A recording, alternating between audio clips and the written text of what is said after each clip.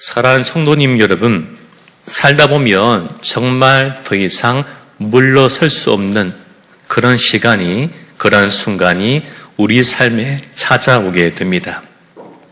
경제적으로 막막하고 건강도 무너지는 것 같고 우리 인간관계가 틀어질 때가 우리 삶 가운데 찾아오곤 합니다.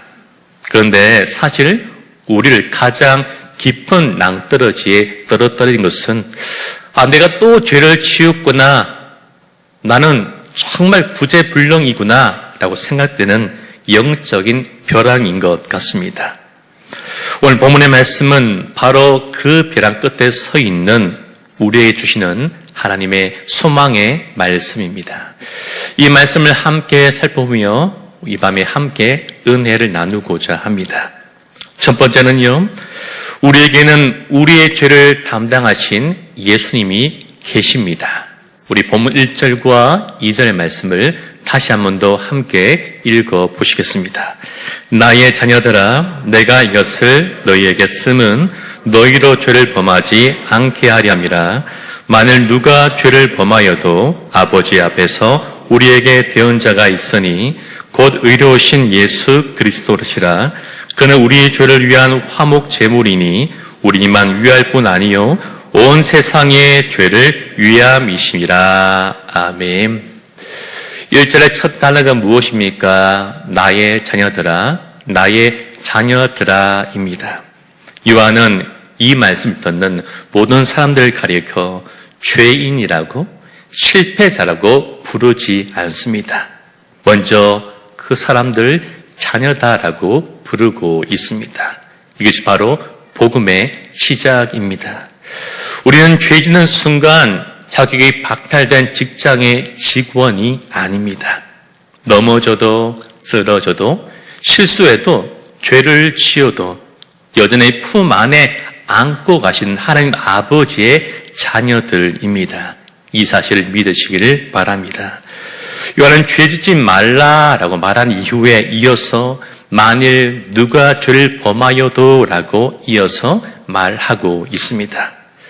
우리 하나님, 우리가 죄를 미워하고 거룩하게 하루하루를 살아가기를 원하고 계십니다. 그러나 하나님은 죄 때문에 자녀들을 결코 버리지 않으십니다. 죄 가운데 있는 자녀를 위해서 이미 대언자를 세워두셨습니다. 대언자가 누구입니까? 그래서 대언자는 법정에서 피고편에 서서 변호하는 법률 대리인을 의미합니다. 하늘 법정에 세 장면이 있습니다. 하나님 아버지는 거룩하신 재판장이시고 사단은 끊임없이 저 사람은 죄인이다라고 우리를 고발하는 자입니다. 그리고 고개 숙인 죄인 옆에서, 우리 옆에서 예수님께서 변호인으로 서 계십니다. 그분은 이렇게 말씀하십니다. 아버지, 이 사람의 죄는 사실입니다. 이 사람은 죄인이 맞습니다. 그러나 그 죄의 형벌은 이미 제가 십자가에서 온전히 치렀습니다. 제 피를 보시고 이 자녀를 의롭다고 여겨 주십시오라고 예수님이 날마다 강구하고 계십니다. 여기서 중요한 진리가 드러납니다.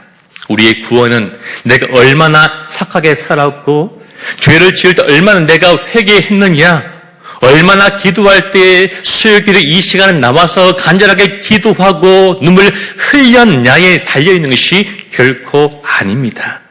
우리의 구원은 의로우신 예수 그리스도, 그분의 완전한 순장과 십자가에 달려있음을 믿으시기를 축복합니다. 우리는 스스로를 변명할 말이 없지만 우리 옆에 계신 대언자께서 오늘도 우리를 위해서 하나님께 말씀하고 있습니다. 한 사람이 범죄로 재판을 받게 되었다라고 합니다. 검사와 증인들은 그 사람의 죄를 조목조목 밝혀냅니다. 그리고 피고인은 죄 때문에 아무 말도 하지 못하였습니다. 마침내 판사가 그 죄인에게 묻습니다. 피고인은 마지막으로 할 말이 있습니까? 라고 묻습니다. 그때 옆에 있던 변호사가 일어나 이렇게 말합니다. 재판장님, 피고인이 죄인인 것은 분명한 사실입니다.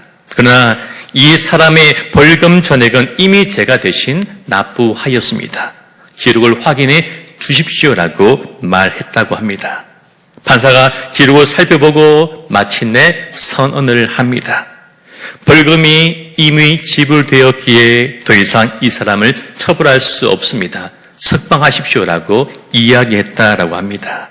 여러분, 우리는요, 이와 비할 수 없는 이미 사망 선고를 받은 죄인입니다. 우리 죄를 결코 부인할 수 없습니다. 어떤 돈으로도 무엇으로도 우리 죄를 대신 살 수가 없습니다. 그러나 이미 우리 옆에 계신 예수님께서 이렇게 말씀하십니다. 아버지, 이 사람의 죄의 대가를 이미 제가 십자가에서 다 치렀습니다라고 그렇게 말씀하셨습니다. 우리 구원의 확신이 무엇입니까? 내가 조금 더 나아진 것 같아, 내 신앙이 조금 자란 것 같아에 결코 있지 않습니다. 오직 단 한 가지, 예수님의 피로 충분합니다. 예수님 보혈로 충분합니다라는 그 믿음이 있음을 우리가 고백해야 합니다. 여러분들은 죄를 짓고 가장 먼저 어떤 이름을 떠올리십니까? 내 자신을 떠올리지 않습니까? 내가 잘못했지, 내가 정신 차려야지, 내가 올바로 살아야지 말하면서 내 자신을 먼저 떠올리지 않습니까? 어떤 사람들은요, 다른 주변의 사람들을 떠올리기도 합니다. 이 죄를 누가 알면 어떡하지? 내 남편이, 내 아내가, 내 자식이, 우리 창원세종교회 성도가 알게 되면 부끄러울 텐데, 창피할 텐데, 곤란할 때 내 생각하면서 가장 먼저 다른 사람의 얼굴을 떠올리지 않습니까? 아니면 절망을 가지면서 난 안 되겠다라고 생각하지는 않으셨습니까? 오늘 말씀 우리에게 분명히 한 가지 이름만 우리에게 가르쳐 주고 계십니다. 그 이름이 누구입니까? 바로 예수 그리스도이십니다. 여러분, 죄를 지은 직후에 가장 먼저 생각해야 될 이름, 가장 먼저 찾아가야 할 분은 내 자신도 아니고 다른 사람도 아니고 절망도 아니라 오직 예수님임을 믿으시길 간절히 소망합니다. 날마다 주님, 저는 죄인입니다. 오늘도 죄인이지만 이 십자가의 보혈의 공로 의지하여서 주께 나아가오니 내 죄를 용서하시고 날 받아달라고 우리가 기도할 수 있기를 간절히 소망합니다. 2절 이렇게 말씀합니다. 그건 우리의 죄를 위한 화목 제물이니 우리만 위할 뿐 아니요 온 세상의 죄를 위함이라고 분명하게 말씀하고 계십니다. 화목 제물이 무엇입니까? 진노를 돌이켜 화목하게 만드는 제물을 의미합니다. 여기에는 두 가지 방향의 의미가 담겨져 있습니다. 첫 번째는 하나님 편에서 그렇게 하나님의 의로운 진노가 십자가 위에서 십자가를 통하여 만족함을 얻게 됩니다. 그래서 하나님은 더 이상 진노를 우리에게 쏟지 않으신 것입니다. 두 번째는 우리 편에서 우리의 죄책과 더러움이 다 용서받게 되었고 하나님과 우리가 다시 친밀한 교제를 누리고 화목하게 된 것입니다. 우리 이 십자가를 대속이라고 부르는 것입니다. 우리가 받아야 할 그 형벌을 예수님께서 대신 받으심으로 우리는 의롭다 하심을 받게 되었습니다. 여러분, 그리스도의 죽음은 감동적인 사랑의 제스처가 결코 아닙니다. 정말로 형벌을 담당하신 형법적 사건이 바로 대속의 죽음인 것입니다. 그리스도는 나를 대신하여서 율법의 저주를 대신 담당하셨고 그 결과 나는 진짜로 죄사함을 얻은 의롭다 하심을 받았다라고 성경 우리에게 말씀하고 있습니다. 그렇다면 그리스도가 죽기 전에는 하나님이 우리를 미워하시다가 죽고 나서야 우리들을 사랑하게 되신 것입니까? 결코 그렇지 않습니다. 하나님은 처음부터 우리들을 사랑하셨습니다. 우리를 처음부터 사랑하셨기 때문에 화목제물을 우리 가운데 주신 것입니다. 십자가는 하나님의 사랑의 원인이 아니라 십자가는 사랑의 표현, 바로 그것이 십자가입니다. 우리는 주님 주신 그 십자가로 인하여서 하나님의 진노 아래 있던 죄인에서 그리스도의 피로 덮인 의인 화목한 자녀가 되었습니다. 어떤 청년이 사업을 실패하여서 엄청 큰 빚을 지게 되었습니다. 아무리 노력하고 아무리 열심히 일하고 아무리 다른 곳에서 돈을 빌려도 절대 갚을 수 없는 큰 빚을 이 청년이 지게 되었습니다.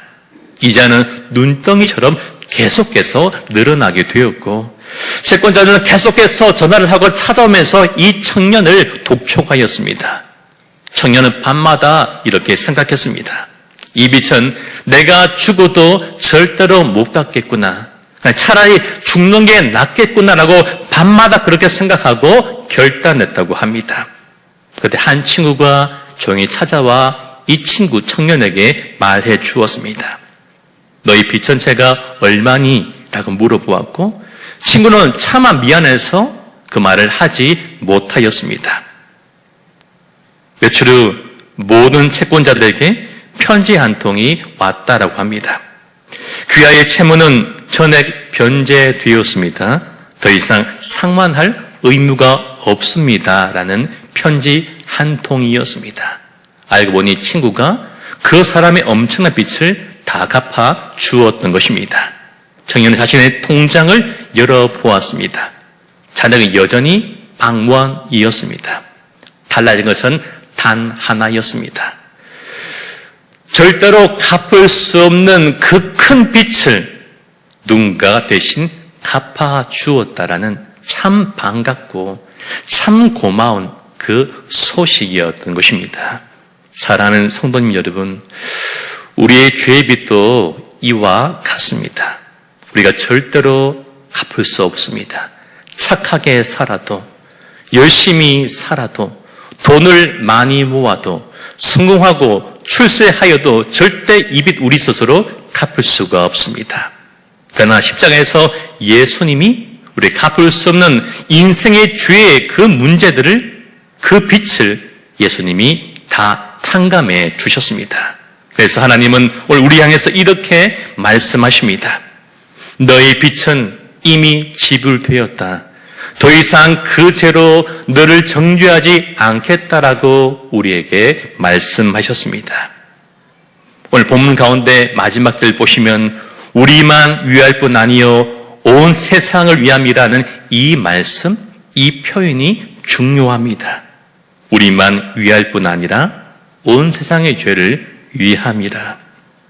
여러분, 예수님의 속죄는 민족과 계층과 과거의 기록을 가리지 않고 모든 사람에게 충분하고 실제로 믿는 자에게 적용이 됩니다. 이 말씀이 우리의 기독의 생활을 바로 잡아야 하는 것입니다.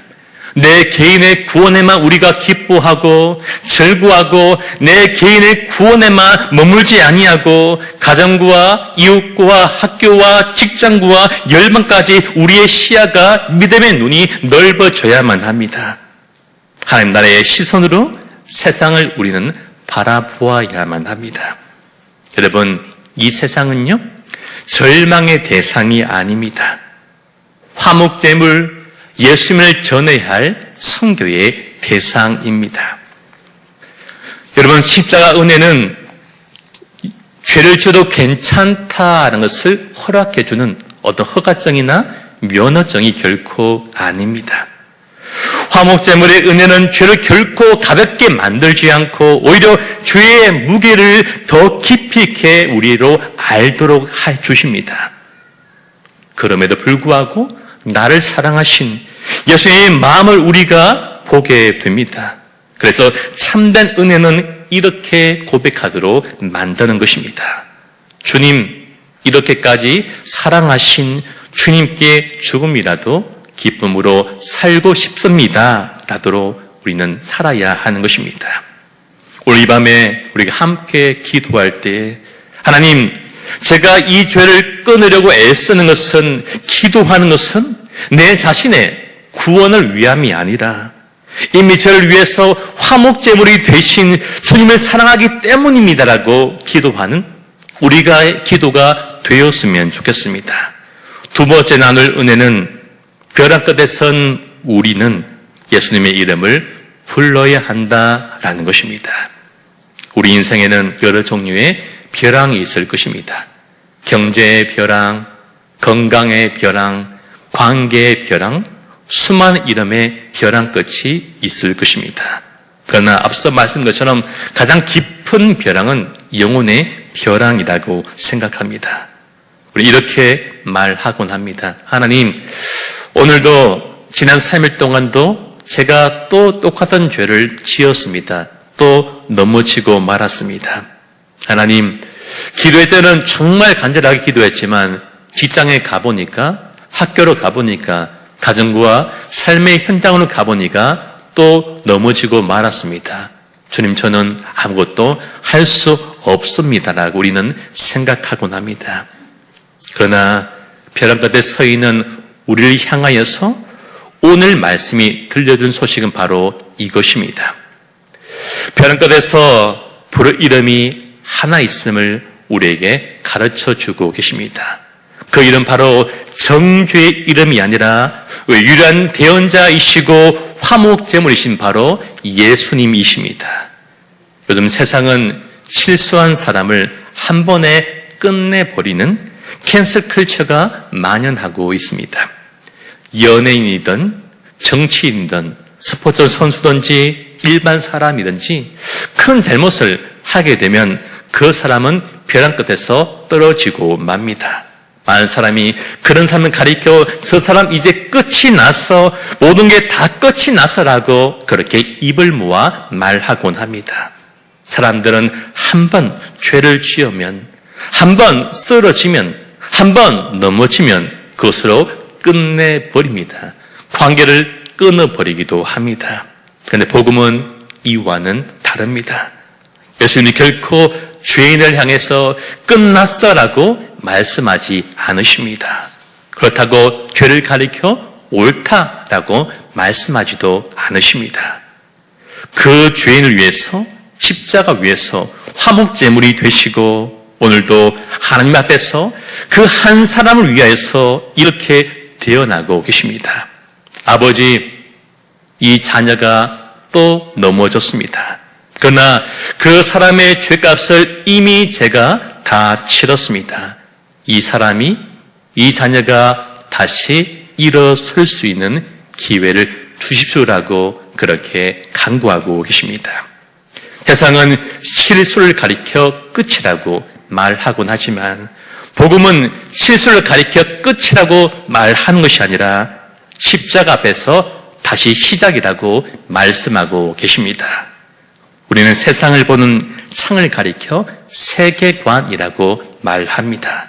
기독교의 세계관은 나를 볼 때, 세상을 바라볼 때 예수님의 십자가와 부활의 관점으로 바라보는 가르쳐 우리는 기독교 세계관이라고 말합니다. 먼저 나를 바라볼 때 우리는 더 이상 나를 향해서 나는 실패자야, 내 인생 끝이 났어, 그렇게 말하는 것이 아니라 내가 또 넘어졌지만 내 곁에는 언제나 대언자이신 예수님이 계시고 예수님이 나의 모든 죄를 사하여 주신 화목제물이 되어주셨다라고 고백하며 바라본 우리가 되어야 합니다. 형제자매를 바라볼 때 어떻게 해야 합니까?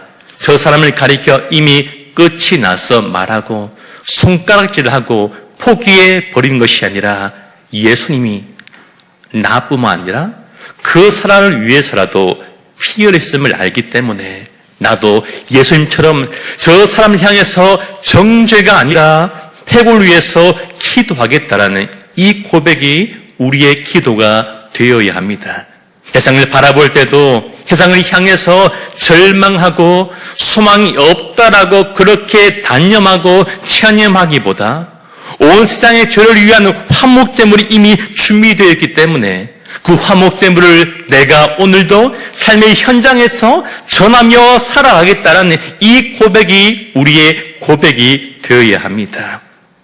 오늘 이 시간 우리가 기도 제목을 함께 나눌 때 하나님, 오늘 나와 사람들을 향해 세상의 관점과 세상의 눈이 아니라 대언자이신 예수님의 눈과 관점으로 세상을, 형제 자매를 바라보겠습니다. 이 기도가 우리 모두의 공통된 기도 제목 되기를 간절히 원합니다. 그리고 나 자신을 가리켜 우리가 정죄한 것이 아니라 복음의 이름으로 내 자신을 또한 형제 자매를 부르겠다라고 우리가 다짐했으면 좋겠습니다.